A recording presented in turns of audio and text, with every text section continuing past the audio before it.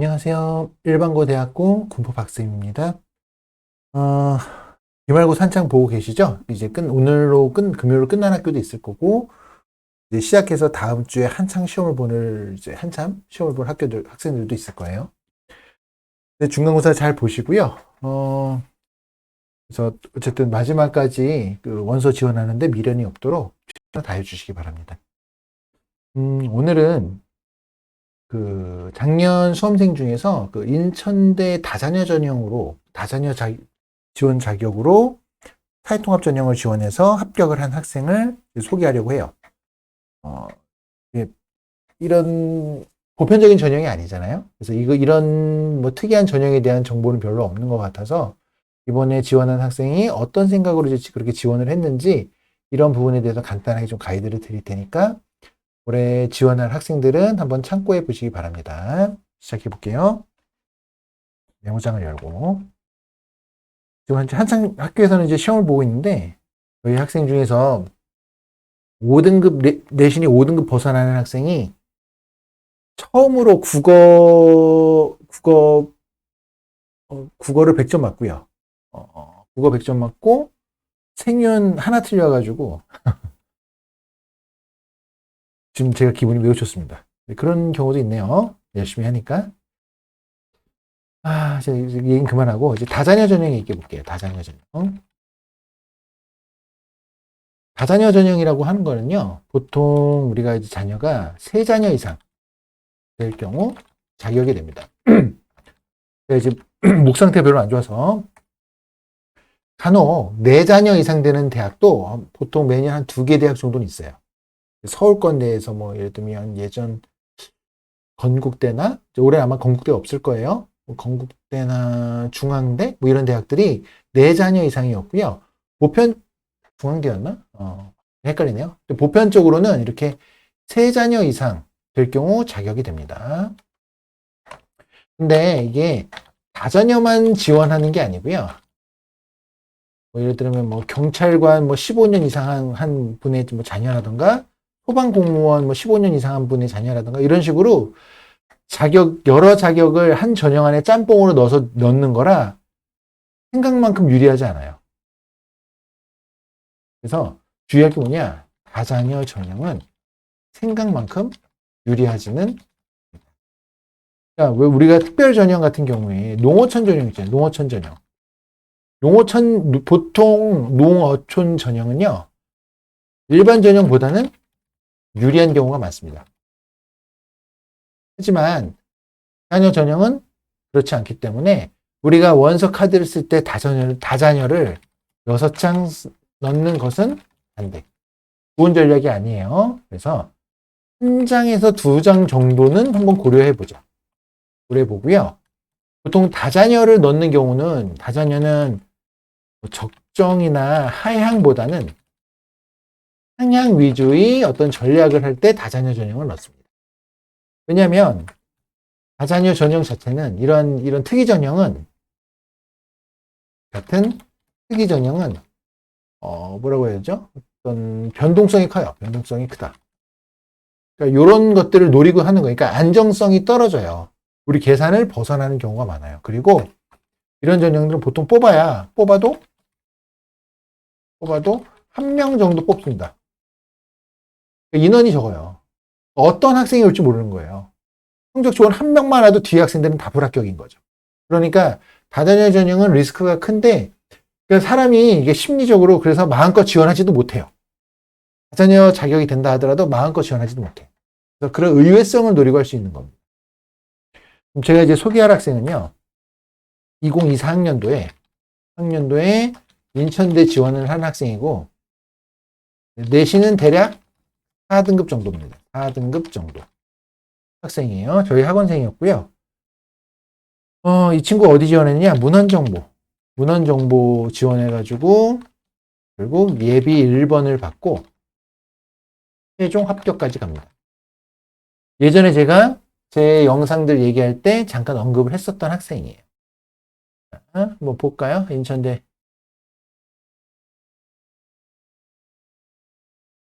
보통 다자녀 전형은 학생부 종합 전형이 많고요. 근데 이제 경기권에 좀 약간 선호도가 좀 떨어지는 대학으로 가면 내신으로만 뽑기도 합니다. 네, 그렇게만 뽑기도 하고요. 한번 살펴볼게요.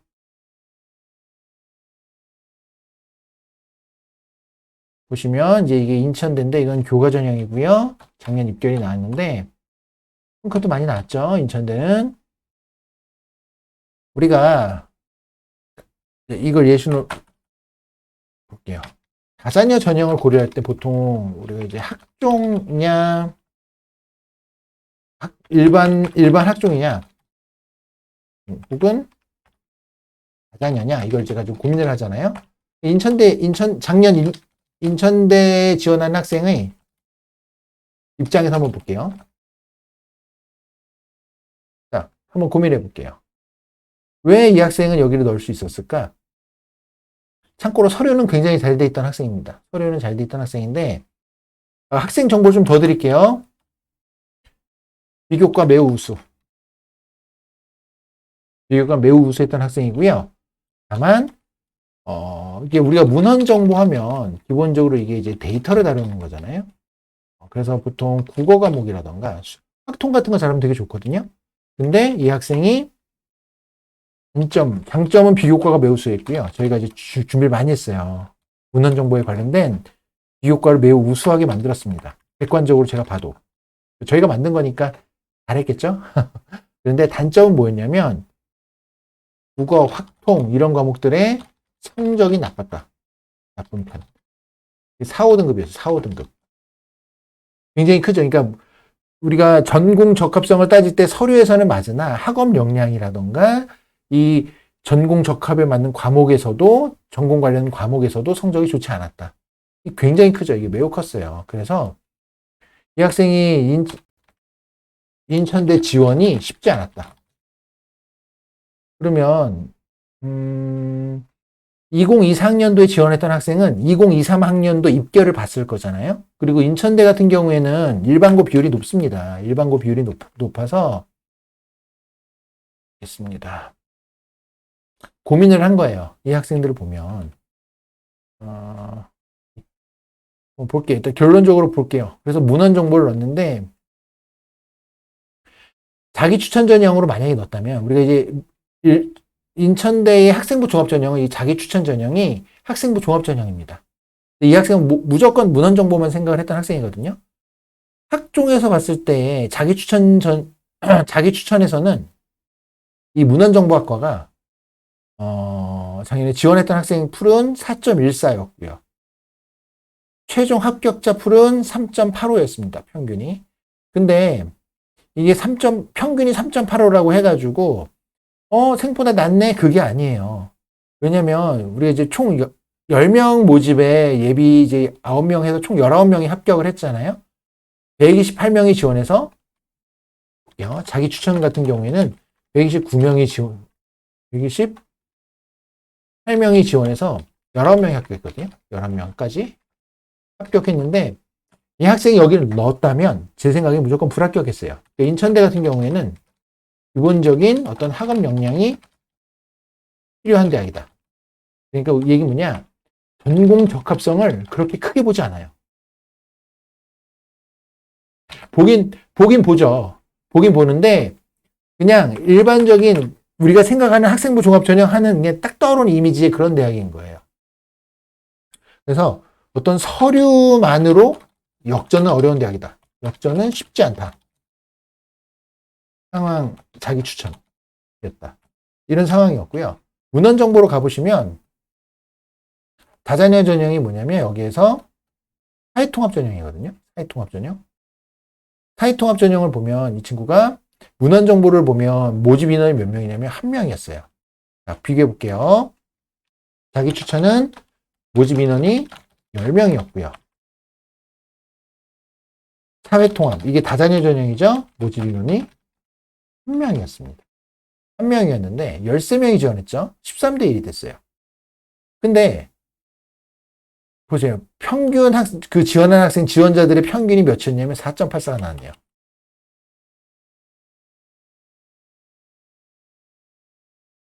여기는 지원자 평균이 몇이었냐면 아까 4.1 정도 나왔었죠? 지원하는 학생들의 13대 1이 나오긴 했지만 지원하는 학생들의 어떤 평균 수치가 굉장히 떨어진 게 보이죠. 떨어진 게 보이고요. 최초 합격했던 학생이 4.03이었고 저희 이제 예비 1번, 저희 학생이 예비 1번이었는데 3.97로 합격을 했습니다. 여기를 이제 합격을 한 건데 그러면 이 학생이 왜 여기 지원했냐면요. 우리는 지금 여기 이걸 분석하시려면요. 작년 입결을 보시겠지만 작년에 합격한 학생들은 재작년 입결을 봤을 거잖아요. 재작년 입결 한번 보실래요? 이게 이제 재작년입니다. 2023학년도. 재작년 입결에 자기 추천을 보시면요. 사회통합을 볼게요. 재작년에 보면은 2023학년도에는요. 문헌 정보가 한 명이었고 예비번호가 안 돌았죠. 근데 이 한 명이 합격한 점수가 몇이냐? 3.4였어요. 최초 합격도 3.4이고 최종 합격도 3.4이죠. 예비번호는 없습니다. 그러니까 붙은 학생이 그대로 진학을 한 거예요. 지원자 평균이 몇인가요? 무려 4.14예요. 이런 걸 따져보셔야 돼요. 2023 학년도를 살펴보면 사회통합전형 지원자 평균이 4.14입니다. 그러니까 이건 지금 2024 학년도의 지원자 평균은 4.84거든요. 수준 차이가 보이시죠, 이게? 4.84 대 4.14. 그러니까 굉장히 점수대가 높았던 거예요. 그리고 합격자는 3.4. 3.42예요.